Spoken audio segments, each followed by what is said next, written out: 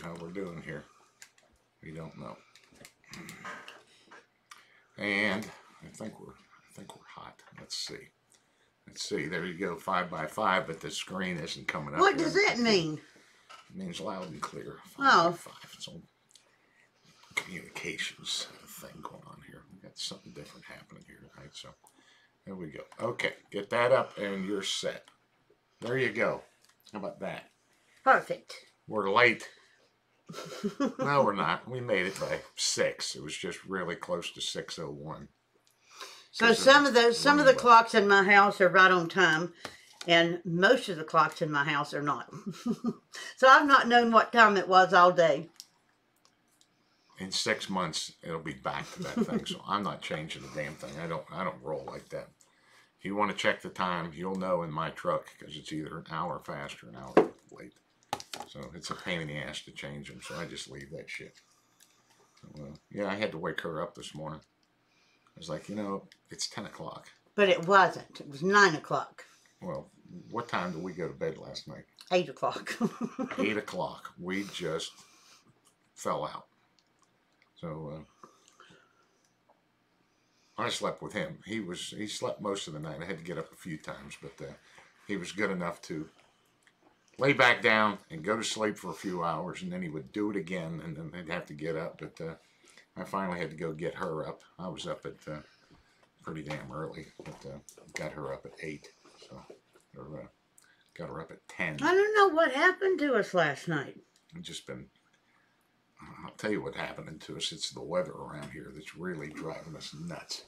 I mean, it's exhausting. It is just so much rain come down today and last night. Hi, Setting Elf. We got these wonderful glasses from Setting Elf. Yeah. Coda, get out, you little prick. Phone stealer. These are really cool. These are shooting glasses, and I guess you can wear them from all kinds of things, but he sent these. Put them on. They look so good on him, too. They're wonderful. Thank you for sending those. All right, ladies, be cool now. They do. They look cool. Oh. You're supposed to go like that, Julio. I'll be back. Thank you, Setting Elf. And Donko, if I'm getting it right, there's a bar out in Coronado. The name of it is McPee's. And I really don't know how it turned into that, but it has just been a seal bar for as long as I can remember. Everybody knows it's a seal bar. So, Don was in Afghanistan or Pakistan or somewhere when my son got through Hell Week. And the plans were that Don was going to come back in time, and we were all going to go up to California to see DJ for making it through Hell Week. Well, Don's flight, whatever, he was stuck in Pakistan, and so I went out, and I wasn't thinking. I was just thinking that I'm the mom, and I can walk in McPee's anytime I want to. And he said, I better not. And I said, you're with me. I'm not going to come to California and not go to McPee's. So he walked in with me, and we walked out on the patio area and sat down. In about 2 minutes, one of his instructors walked in the door, and I've never seen a boy move so fast in my life. It's like, oh, hell no, I am out of here. So yesterday, Donko sent these. We wouldn't take anything for these. He sent us the shirts from McPee's, and we love this. I actually think I'm going to hang it on the wall. All right, you. But thank you very much. Give it to him. Here, this is, watch what shuts him up, the glass case. It's okay. Well, how about a treat? He's had enough. Give him that little silk bag. He'll get down on that action. He's a chewer. He's a biter. He has teeth. He has teeth, and he knows how to use them. I'm all chewed up. My feet are chewed up. So, yeah, thanks for the hats and stuff. We got them. Speaking of seals, I tell you guys, when it rains, it pours. We go through a little bit of a drought around here sometimes, and then we don't. And it's this is one of those, if the weather isn't bad enough out here, it is raining phonies all over the place. So you're a Masonic phony. I know there's a couple of Masons on here. One's been helping me, and they're kind of outraged that this guy could get away with the stunts that he's pulling. And I've already had his thing up, except there's a Mason going to help me tomorrow and see if he shows up at this meeting. I screamed loud. I mean, real loud. I screamed at everybody. And so I know he knows. And I got after his best friend, too. I went after him good. But I know you didn't believe those BS stories, do you? Texted me, wouldn't take my call. So I don't think there's a chance in hell that he is actually going to show up with those guys when they confront him and stick to that story that he's been telling them all this time. I mean, it is bad. Now it's the Captain Phillips. He didn't shoot any of the pirates. He was telling the guys when to shoot. Yeah, this guy. So we'll put him up, but I am screaming bloody murder because when there's smoke, there's fire. And when you're operating a big charity like that, and there's just a ton of other shit this guy is doing.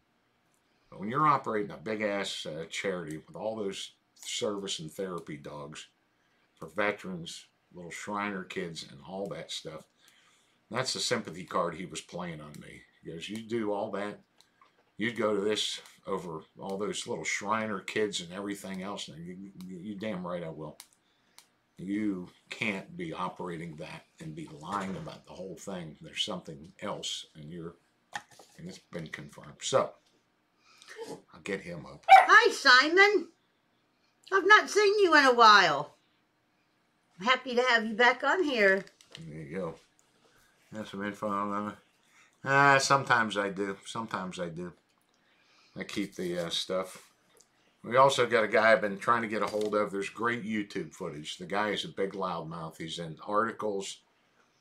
He is the strangest looking son of a bitch I've ever seen. And he's got a YouTube video up where he's talking about his business, and they introduce him as a Marine Corps officer and a Navy SEAL. And he doesn't deny it. He just rolls. And so here, let's just see what this is all about. I wouldn't do it out loud. I wouldn't do it out loud. Hey, dude, what's up? What's happening, y'all? Okay, listen. You're live. You're calling in, and we're live on the internet right now. So I don't know what you're about to say, but go ahead if you can. Do you want to say hello to everybody? Yeah. Hey, everybody. Was it something important, or would you like me to call you back after this? Well, yeah. It'd probably be best if you called me back. Okay, am I in trouble for anything again? No. I ran into an old buddy of ours named Joey Nobody. Oh, yeah. Okay. Anyway, he abounded in fresh news and this, that, and the other, and I think it's better you call me back. Okay, I will. Thanks. I'll talk to you real soon, bro. About an hour. Yep. Bye. Yeah, that'll be interesting. I kind of know what that's about. So, he's running the therapy thing, and they're wild about him, cracking their necks and doing all this migraine treatment shit for him, and he's just a strange ranger, and he won't answer the phone. So I'm doing my best with him. Then what do we got? I talked to Lily yesterday. Lily's so sweet, and the ones that have been on here for a long time, we all miss her so much. She is still in the hospital. She's been in there for over a month now, and hopefully, fingers crossed, she's going to get out Wednesday. So I'll keep you guys updated, and if she gets out Wednesday, maybe we can all give her a shout out or something. Mac on Miami. I'll tell you what, Mac, I can tell stories about that guy all day long. Mac got out of the Navy and got a part on Miami Vice. Don't ask me, I've never seen it, but he's a police officer, and he gets shot and killed on Miami Vice. That's all I remember him saying. I just played a part as a cop that got shot. So I have no idea what episode that's in. It wasn't. Mac did a lot of just little bitty roles that he could get, and he just kept pushing and chiseling to try to get up there, and then he did get up there. So, yeah, Richard Cross. Mac was one of the most humble, just humble people I've ever met. I never forgot where he came from. Just sweet and nice and honest. He was just wonderful. He was a wonderful guy. You'd find these pieces of paper around the platoon hut that would just say Richard Cross, Richard Cross, Richard Cross, Richard Cross, because that was going to be his acting name, and he would practice writing that, all flary and shit, just hammering for it. So, yeah, I don't recall the episode. Back, we'll check around. Worked out. I'm going to do the other phone. So, somebody ratted out an acquaintance of his that teaches people how to ride motorcycles. And he's a Navy SEAL. And he's not. I think he's going to be pretty easy to get a hold of. But the guy said he just started dropping this SEAL bomb ass recently to drum up business, and he's not real happy about it. So we'll do that. And people are pushing me into another brawl on the internet, and so I'll go. I vowed to never get involved with the Tin Hat Society anymore. When he isn't going for that one, here, give him the crow. Give him the crow call. That's got good texture to it.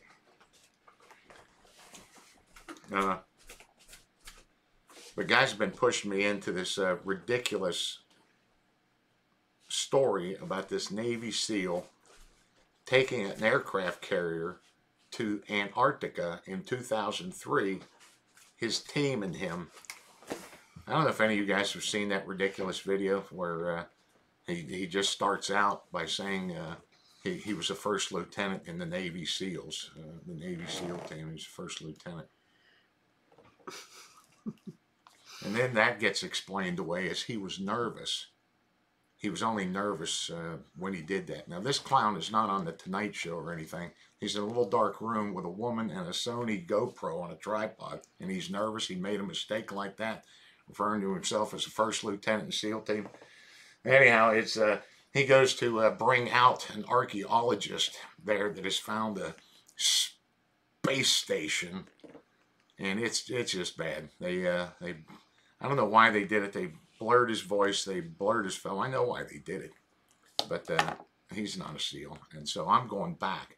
If Bill Brockbrader wasn't enough of dealing with those people, they just believe anything. If it revolves around anything, around these space aliens and shit, and I come out and call bullshit, they just attack me because I'm being paid by the government to discredit this Navy SEAL like Bill Brockbrader, who's a whistleblower. I think the definition of whistleblower is somebody that provides accurate information for illicit or illegal activity. They blow the whistle on some of this inside bullshit. A whistleblower, what they labeled him as, isn't a bullshitter. So I'm really coming out because I got a new YouTube channel now. It's former Buds 131. And I'm coming out swinging. Hi, Bosun. Swinging. Well, Is Riley on here? I needed to talk to him. Okay, there's Bosun. I was about to drop you an email. What? Because I don't remember. I do remember and I don't remember.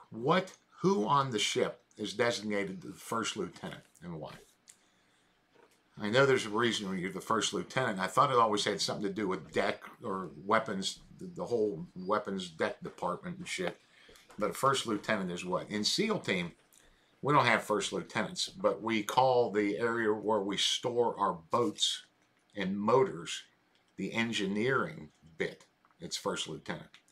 If I need to go get a Zodiac and a couple engines, I'd send one of like Makowitz. I'd tell him to go down to first lieutenant and get a couple of Zodiacs and some engines. That's all we refer to it as. So let's see what the Bosun's in there feverishly typing. So I had to go to town today. Don was in there. He's been all worked up over these. Deck officer. Like the Brockbrader bunch. And so took the dogs and went to town and came back, and he said, I got to go feed the animals. I'll be back. And I looked at the table, and there was a hat made out of aluminum foil.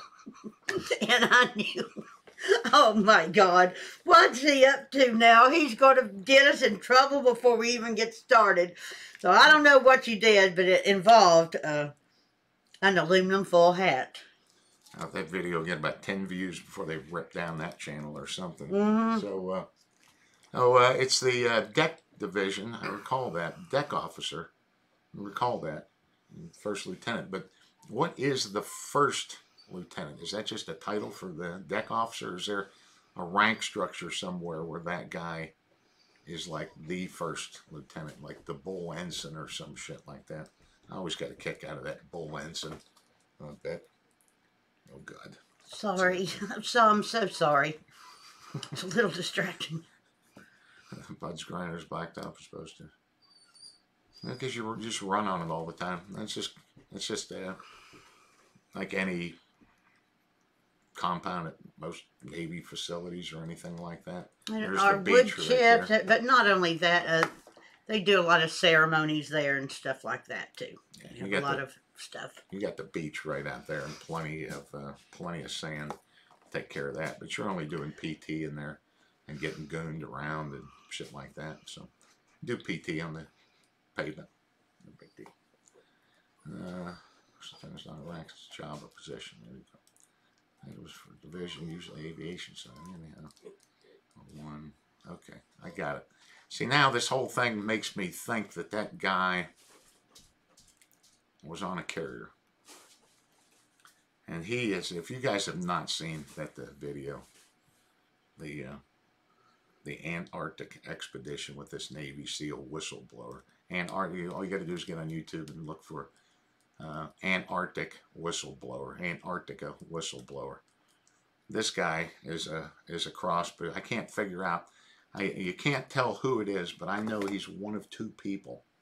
He's either that kid off of Swamp People, or he's Tickle off Moonshiners, and I'm leaning toward Tickle. Well, I'm a first lieutenant on this aircraft carrier, and we went to Antarctica to pick up an anthropologist. It's bad. So I'm Tickle's getting him. A family friend back home. I got that, and I got a request for help today for a police officer that's involved in some real messy business and having a lot of false statements thrown at him. And it's coming from a guy they don't think made it out of Air Force boot camp, who's claiming that he was Special Forces in the Air Force during the Korean War, and he parachuted in to get North Korean prisoners out. And only 12 of them made it, prisoners and his team included. Well, I don't believe there was any Special Force in the Air Force during the Korean War. Is that the phone call you just got? Yeah. Oh, and it's, man. Pretty widely known, but this guy got off easy for contempt of court by telling a judge that. And the judge bought it. So there's this other big trial thing going on over this. And so I'm going to have to try to get some Air Force records. And I talked to him because most of the records that were destroyed in the St. Louis fire in 1971 were Air Force records. But it will give you a listing of what records were lost, where they started losing. They'll give you an exact name of the last record we have. Anything after, I'll tell you what, it was anything after James Hubbard in the Air Force between 64 and 47, they're wiped out. This guy that's asking for this made it by just a few letters. I mean, a few letters. An A versus a U for Hubbard. That's it. So I think we'll be able to get him, help him out.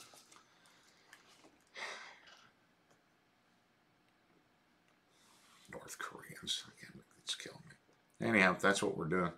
And it's wet. It's real wet. So I have a question at Bud's. Why is the cord? That's just shot line. That's just what they have. And what he's asking about is we wear these hats. If we didn't wear that string and tying it to our top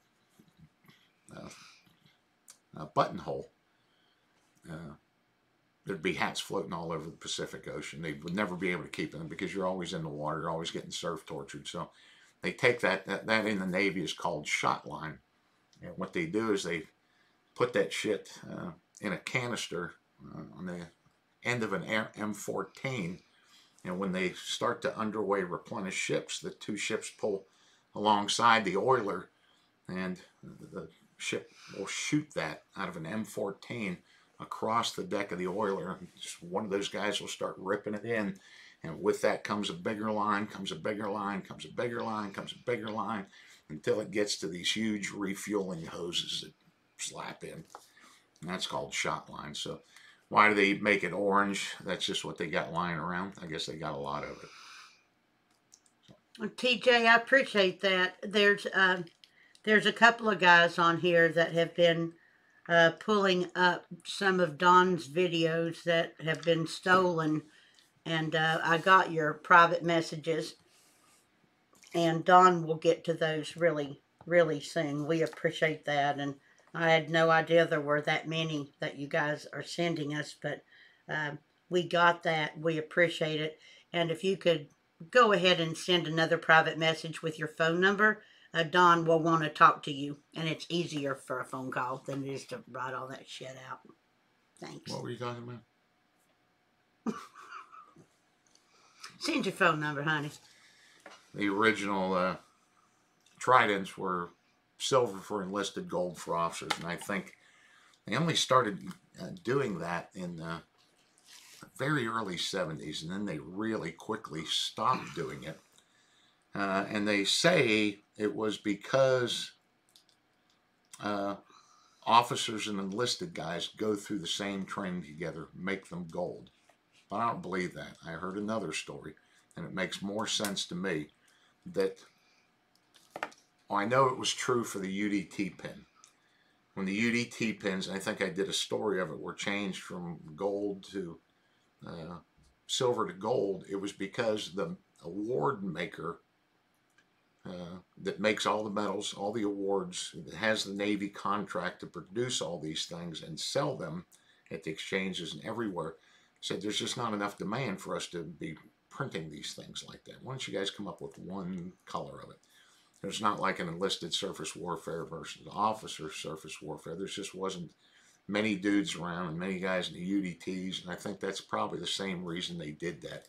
Vanguard, I think, is the people that Vanguard makes all the military medals awards as the contract, and it was just like, this is, come on guys, we're not making any money here off of these things. So very early 70s, they changed that over. Very early SEALs were nothing but jump wings, and then they went to the trident. So. For those of you on here, I think you know that I'm obsessed with the egrets and the herons around here. Coming from Tennessee, we never had those, and those long-legged, beautiful birds. An egret is gray. Am I getting it backwards? A heron's gray. Heron's white. Is it? Yeah, little white herons and the egrets, blue heron. You got a blue, I don't know. Okay, I'm confused.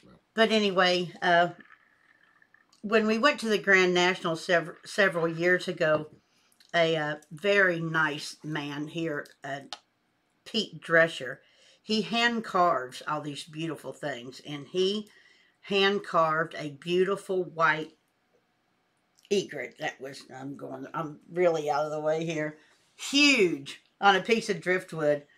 And so Don attempted to get me one for Christmas, and he just got the phone call yesterday that the guy had some problems getting wood. He was getting a special kind of wood.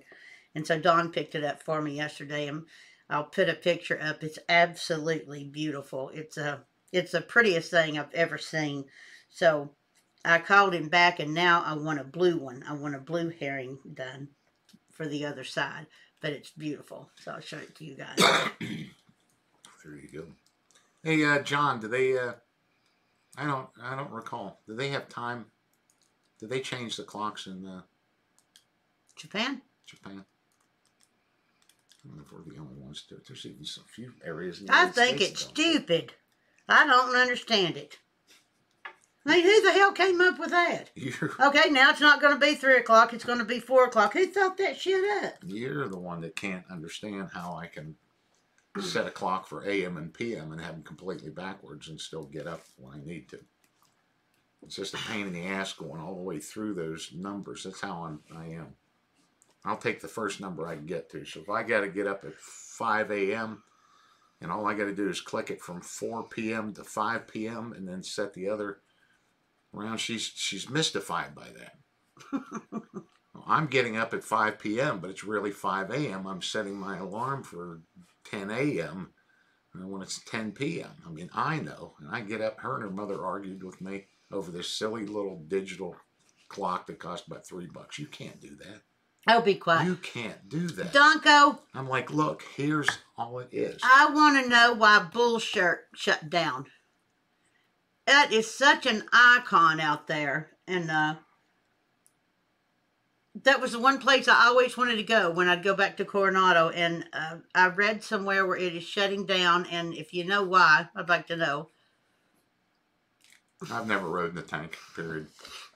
I don't even think I've ever sat on Can one. cut top of blanket and sew it to bottom and think they have more.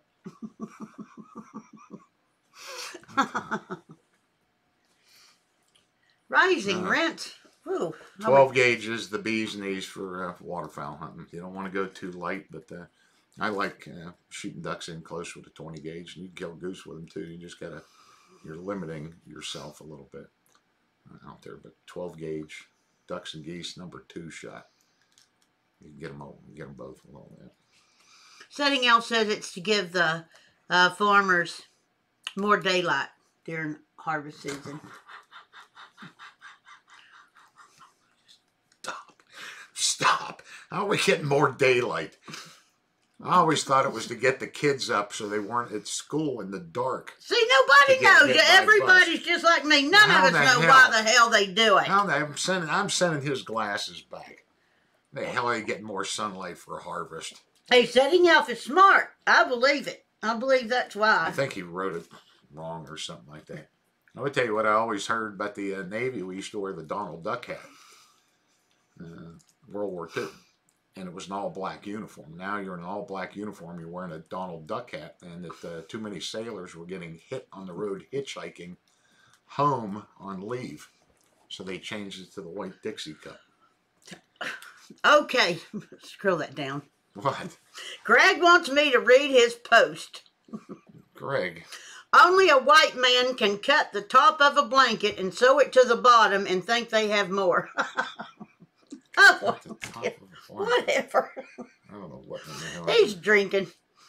He's drinking that cheap-ass watered-down beer. I thought that's why Greg was writing about rat season, because rat season's about to open. No, Pep wants to know about rat season. I think Pep wants to come and shoot some rats. Right now, I have more ducks than, because I'm taking care of them. I'm printing them for next year so they'll come back and they get a good migration home.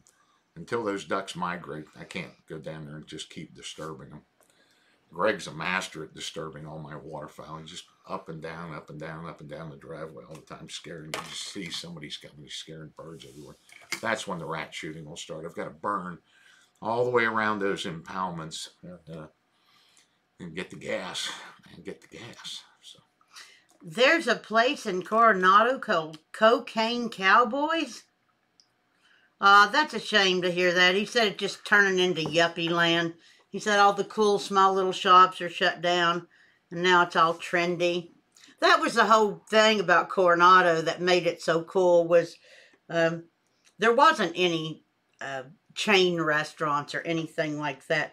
What was that one place we used to go that had the best steaks out there? It was so good. Hunter. No, that wasn't. That was in Imperial Beach. Minks will take care of your rats. Now, see, this is where you people just... We ain't got no minks. What am I going to do? Start buying mink to put down there for the rat? Yes, they will. Yes, they will take care of them. That's right. Greg Scott is right. He's right. Is that about the sheet? You guys have got me going. Now herding chickens is taken up for Greg. But blankets. I don't even know where the blanket thing was. I must have missed something there. Then you have a mink problem. No, there's no mink problem. Hello, baby. What's that? We missed you this year. So, His son is about to be a general. A lieutenant. Not a lieutenant commander. What's he about to be? Lieutenant something. Probably a first lieutenant. Yeah, first lieutenant. That's what he's going to be. I know all this shit. I used to run these monster mashes all the time. I would set them up, and the guys would run all over the base on this kind of treasure hunt. They had to do all kinds of stupid shit. But I would set it up with a ship where they had to run aboard the ship, and to get their next clue, they had to ask the officer of the deck. He would hand them a letter, an envelope, and in it I would say, what is the Coast Guard equivalent to a Navy lieutenant commander? And every one of those dumbasses would go, it's a lieutenant commander. They're the same things, but every one of those dumbass SEALs would never get that. And then they'd finally he'd have to do something, and then he'd jump over the ship, swim to the pier, the next thing, on and on and on. But I loved that one. Did anybody see the guy last night on the news that ended up in an orca's mouth? That ended up in a freaking whale's mouth? Oh my God. I'd be just dead. Back on the blankets. Senior lieutenant on board. That's what I thought. That's just came from the senior lieutenant on board. It's like the bowl ensign. Okay. I don't know what's going on. The herding chickens is really upset about this daylight savings time thing. I am too. I just think it's stupid. Oh my gosh. Oh, we're trooping along maybe here. it wasn't an orca. You're right. It was some kind of other, like some kind of a female sounding whale. What was it? All right. Okay. I don't know. But he ended up by accident. He said that the whale wasn't trying to hurt him. It shocked the whale as much as it shocked him. Stay out of those schools of anchovies. You're going to get hammered. I tell you. Stop it, Cody, you mug. We have one marrow bone in the middle of 4 dogs. That's just for the puppy, and Cody's just being a total dick. Total dick. Well, that's about the only thing that he gets bored and he gets tired, so we buy those, big fat marrow bones and give them to him frozen. We enjoyed that liquor so much, Robin, that it's gone. God, I'm embarrassed. It was gone the first day we opened it up. That was good. Thank you. I think it's because we are, in the past week, we have not left that pup alone except for an appointment we had to keep with an attorney to get our wills. And that took an hour and a half. We have just been here. And when you're here and you have a keg out there and you have the booze locker that you're just continuing to walk past, and nothing's lasting. I need some, I'm going to get an ulcer here soon. I didn't know you could do that. People have been sending us booze in these beautiful blue silk bags. I didn't know you could send booze like that. That's cool. Pep, we're not getting the boat out of storage until we see what this weather's doing. I'm usually the one pressing for summer to get here, but Don's wanting that boat some kind of bad. He's ready to go fishing, so as soon as we're going to have a little bit of dry weather, I'm sure him and Fast Daddy will go over there and get our boat. Craziest animal bites. I'd have to think of my own encounters, but the craziest one I heard, which was true, is a bunch of Team 4 guys falling asleep in the jungle in Panama, just laid out. And they all woke up in puddles of blood. They'd all been bit by vampire bats. If you've ever seen those creepy little bastards, they just go up and approach cattle and they walk. They're just absolutely creepy. They walk? Yeah, they're creepy bastards. And they just nip you with those teeth. And it's got an antiseptic in there, a numbing thing that causes blood to come out. You really don't feel the shit. And they all woke up, puddles of blood. And they all get rabies shots. We had one guy get bitten by an alligator or crocodile. Crocodile is what it was. And we've had one guy die from I don't remember anybody being bitten by a shark, but we had a seal killed in Puerto Rico by a shark. Nobody that just a damn shark. Used to, when you got bit by a bat, you had to get like 10 or 20 shots around your belly button. Remember that? Mm-hmm. My girlfriend Jan had to do that. She got bit by a bat at 4-H camp. I'm going to get the boat out. He says he's not getting his boat out until he sees a bikini on the beach. And I think that's a good way of doing it. We're going to get it out a little bit earlier than that. But we got so much shit going on around here right now. And this weather, I guess we're in for another one. I talked to Senator Hopkins today, and he informed me that it ain't over yet. But all these ducks are still here because 90% of Lake Superior is still frozen. And that we're in for another bad storm this week sometime. It's bad right here. So, Trucker Dean, I saw you wrote up there a minute ago. I guess we're trying to figure out when you guys want to come back down here. I know that Redman and Chuck and everybody wants to come back. I think that maybe they'd been talking about a little bit warmer weather this time so you guys could fish. But then I know Redman wants to come turkey hunting. So whatever you guys decide, get together and figure out what you want to do and let us know. Donko, you're talking about the SEAL Team series. Well, of course, Don doesn't have anything good to say about it. Don doesn't like that shit, but I think it's pretty good. I've watched it a couple of times, and yeah, if you're going to sit there and critique the way they're holding the gun or clearing a room or all of that shit, but I just don't watch it. But just for the sake of something to watch, I don't think it's too bad. What was that one we used to watch all the time? We were talking about that the other night. What was that? We used to watch The Unit all the time. Yeah, The For Unit. some reason, this whole SEAL thing isn't getting up underneath me at all. No, but I would imagine, especially if you're not a SEAL, I would imagine people really enjoy the SEAL Team show that comes on every week. I think it's pretty good. And I think they did a pretty damn good job with the actors that they selected. They sort of got the look and the lingo down a little bit. I think it's okay. I can't think of a worse base I've been to. If you're talking military, Navy installation. Guam. No, there's no bad Alaska, Air Force, Army, Navy, Marine bases. I mean, there's really no such thing in the U.S. military as a bad base. There's some inhospitable ass bases like 29 Palms or something. You're just miserable heat, but clean as a pin. You know, just always military.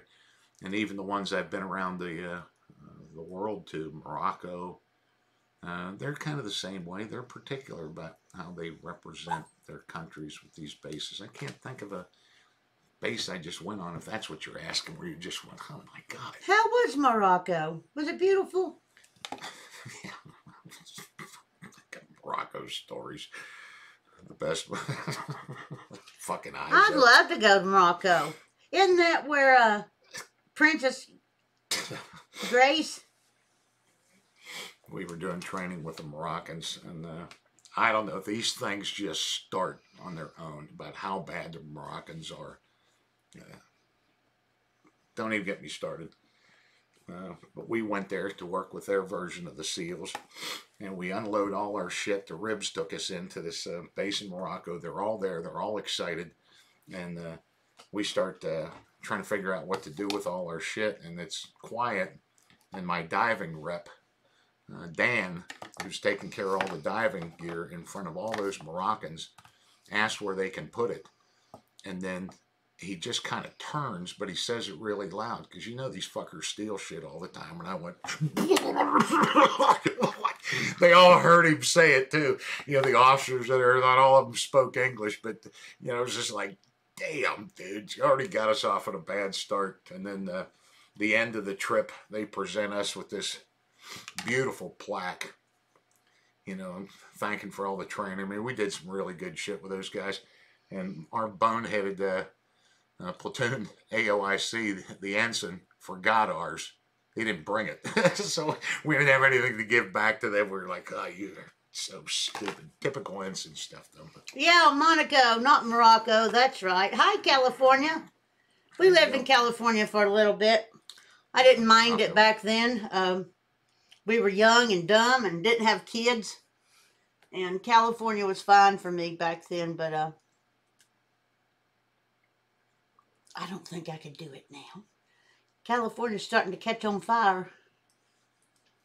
Okay, you're getting too heavy now. yeah, some of those bases in Texas and things like that, I mean, they do the best they can. I don't know how to handle that.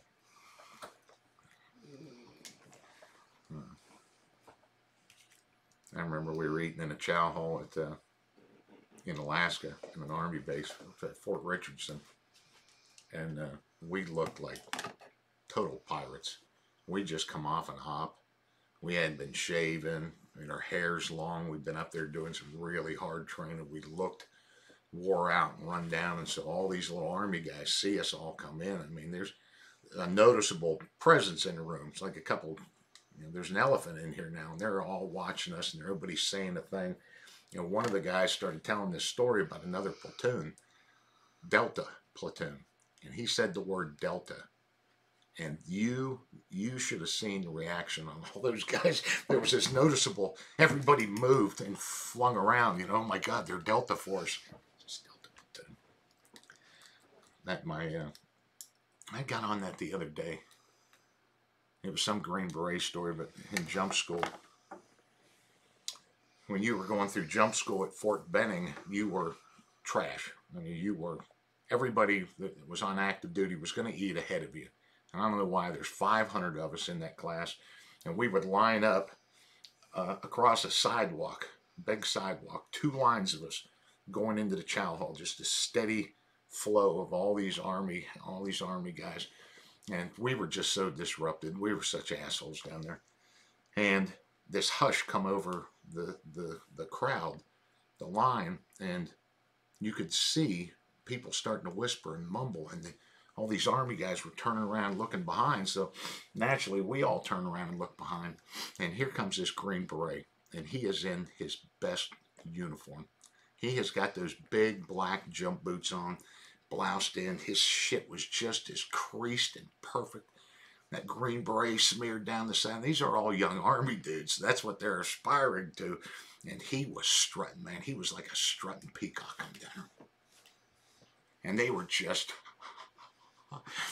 And just as he walked past our group, one of my buddies jumped out and goosed him, stuck his finger right in that guy's ass, and he went about 3 feet in the air. I thought they were going to kill all of us, but he was cool about it. He could have made a big deal, but he didn't. Yes.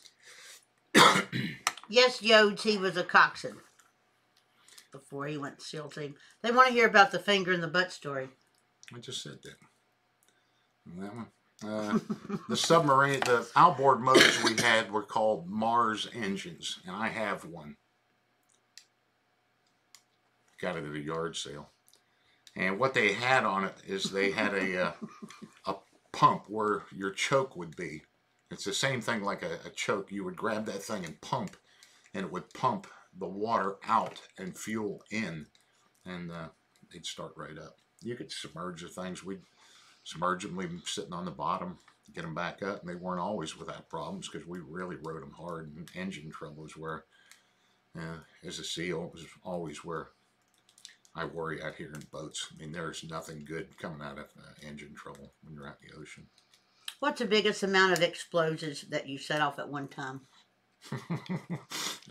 He's blown shit up and got in trouble. It was over 3,000 pounds, and I did it in I think it was a minute and a half.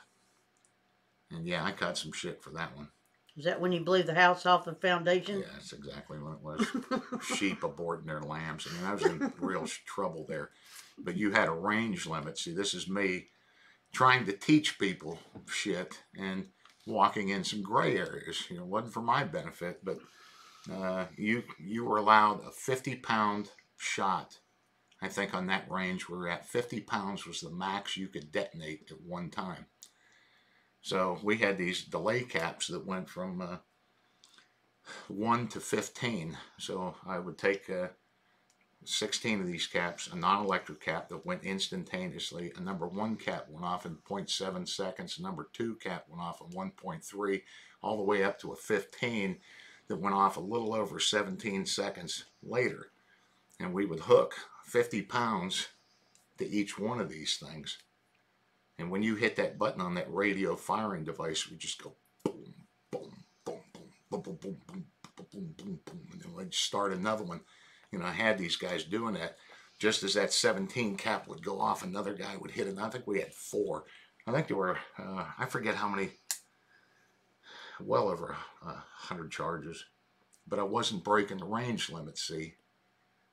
But the ceiling, we just had a storm come over us. The ceiling was so low. I told them this was going to get really loud, so I wasn't breaking the rules. 50 pounds at one time. They were just not spaced out very much. So, yeah, that was bad. It's pretty cool, though. Real cool. Did they ask you to be a part of 234, or were you on the East Coast?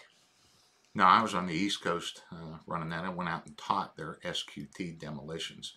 And it was interesting hearing the story from those guys lively and all that bit. So I was running their BUDS Advanced SQT demolition training, and 9/11 happened while we were out there with 234. That's when 9/11 happened out there in Blue Oil Point. That was probably the worst base I've ever been to, and I loved that base in Island. It was just our shitty little SEAL base, but I loved it. So, They still go there, right? of course they do. Of course they do. I weigh 3,000 pounds, yeah. I don't know. I knew I was going to get in shit. Oh, I think they can see Sweet Mama Kitty. That's sweet. We bought them a cat tree for Christmas, and they love that thing. They can, right there in front of the window, so everybody has their own little bed, and they can sit there and look at the peacocks and the birds out. I really think I had one of the last great Chiefs initiations. They started going, it's probably not, they started going downhill a couple of years after I was done. They should have them. That's what separated us from the Army and the Marine Corps. And it was great fun. They should have tightened them up just a little bit more.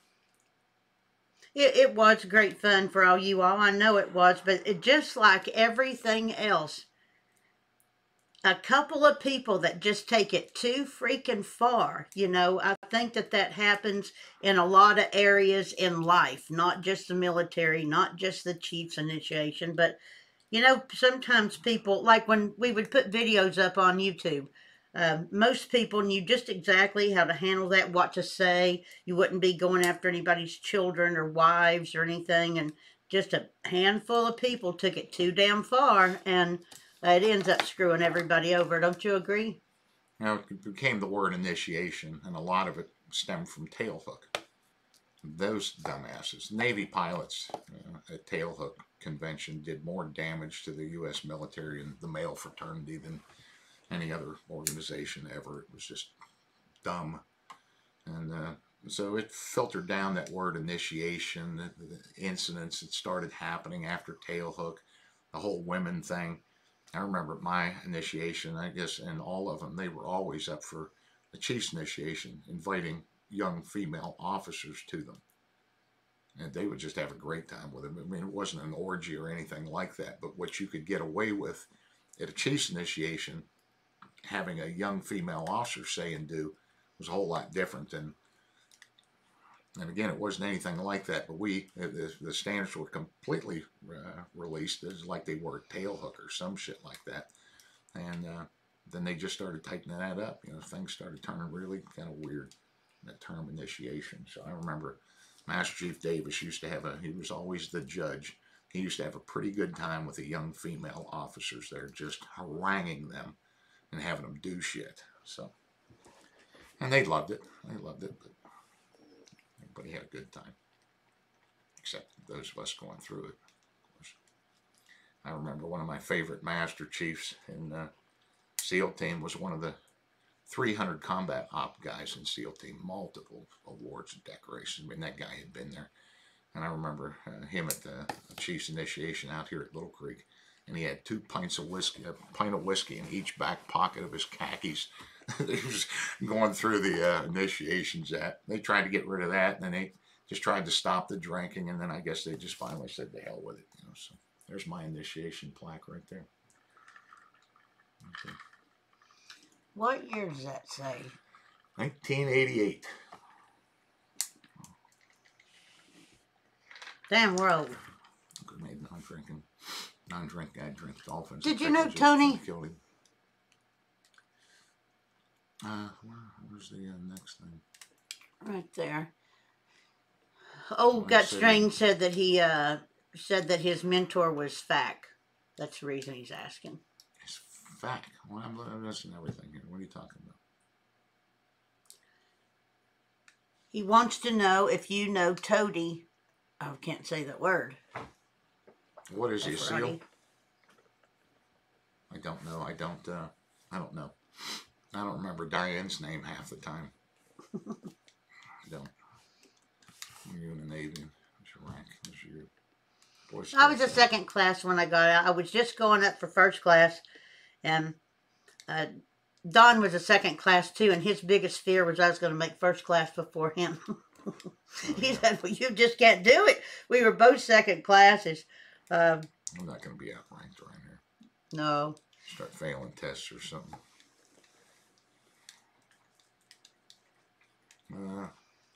What were your orders after 9/11? What was that? Go ahead. After 9/11 happened, and Eric Prince had that going on down there, Don never got another duty station after 9/11. Don, that was his last duty station where you were at the det. Mm-hmm. And then he got out to go to work for Blackwater because he wanted to deploy. I've done too many platoons as a chief.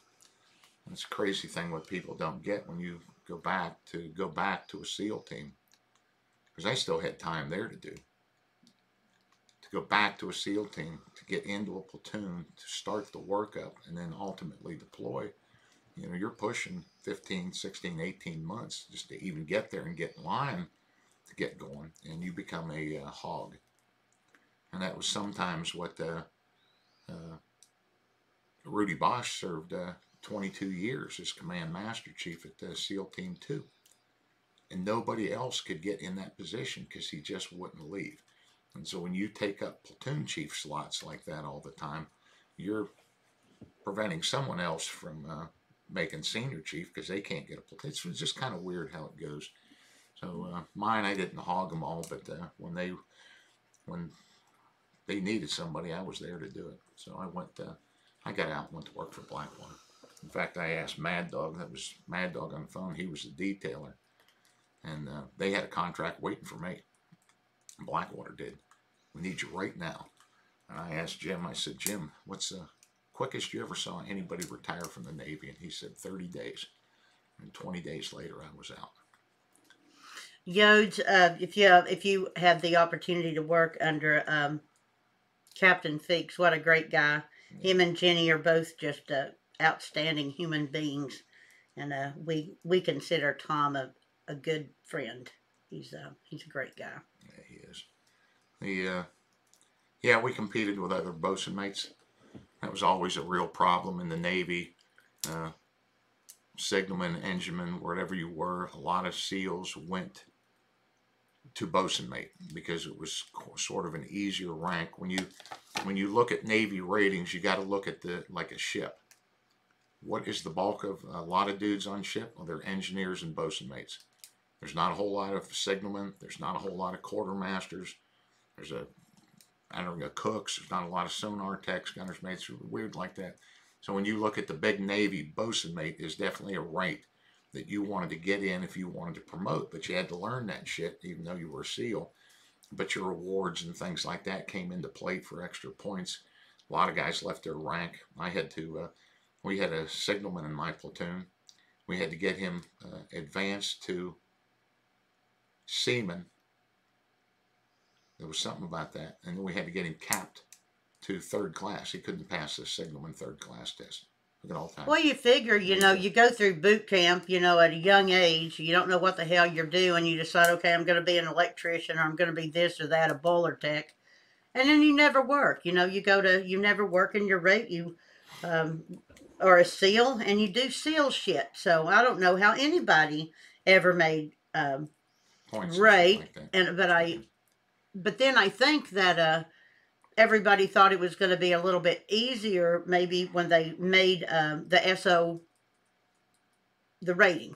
You know, instead of like being a boatswain mate, everybody was a SEAL operator. And I think that it was harder, wasn't it? Yeah, nobody wanted that. Nobody wanted that. The regular Navy wanted that. Nobody really in Spec War wanted that, because now we were competing against each other instead of the fleet, and that was it was going to be harder to promote. But I don't know. There's somebody down here.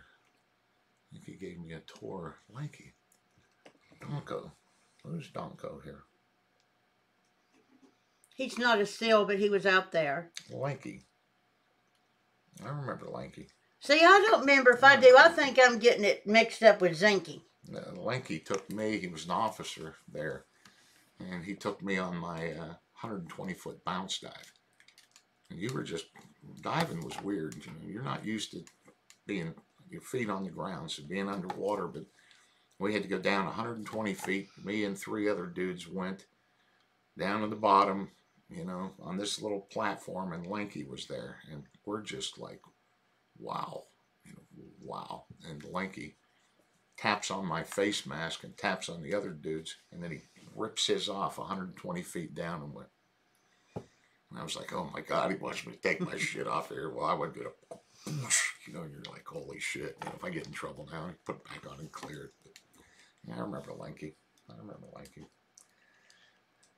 Y'all know I can't make nothing sweet, but I found something sweet I can make. Canadon.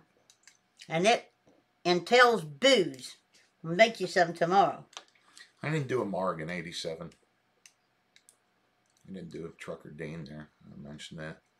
Tony, you mentioned Mike Faculty, been his mentor.